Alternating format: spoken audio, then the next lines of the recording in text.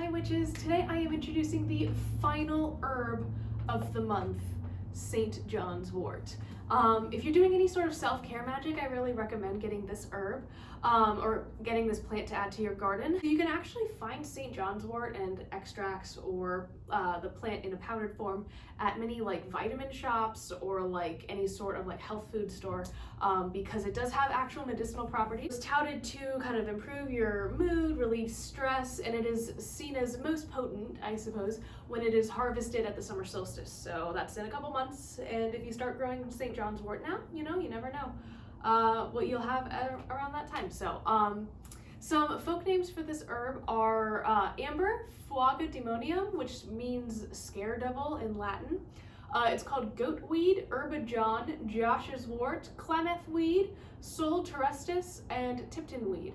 The planet it's ruled by is the sun, which makes sense because it's yellow in color. The flowers are, I should say. The element is fire. The deity most associated with this herb is Baldur. The powers that this plant can bring to your magical practice are health, protection, strength, love, divination, and happiness. Okay, so in terms of magical uses, St. John's wort is said to ward away fevers and colds when worn in an amulet. It attracts love. It makes soldiers invincible. If gathered on midsummer or on a Friday, it can keep mental illness at bay, but take that as you will. It's said to cure melancholy.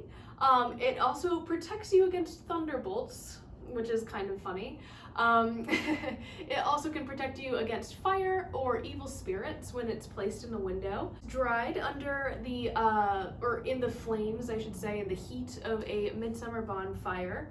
It can be like placed around the house to ward away any sort of like evil spirit and keep that away from the home. It's used in rituals or carried to detect other magic users.